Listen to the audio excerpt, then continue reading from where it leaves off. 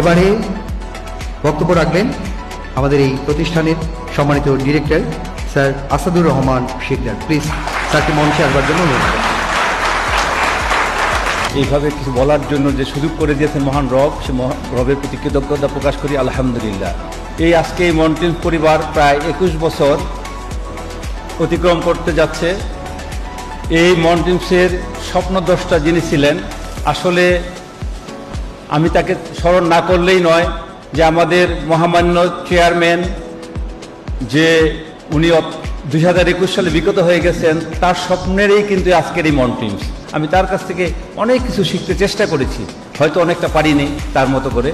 আলহামদুলিল্লাহ, একটা জিনিস আল্লাহর রহমতে আমি পেরেছি, আপনাদেরকে ভালোবাসতে।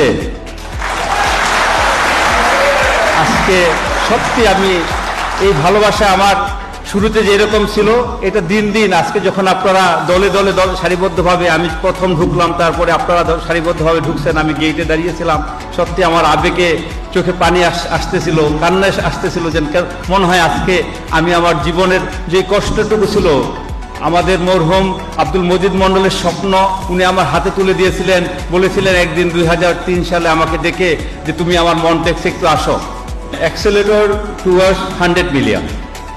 এই যে মিশন নিয়ে আপনারা আজকে এই একটা ড্রিম স্কোয়ারে এসেছেন, এটাও কিন্তু একটা স্বপ্ন। এই ড্রিম স্কোয়ারে বসে কিন্তু আপনারা একটা বড় স্বপ্ন দেখেছেন আলহামদুলিল্লাহ। ইনশাআল্লাহ আল্লাহ আমাদের কবুল করুন।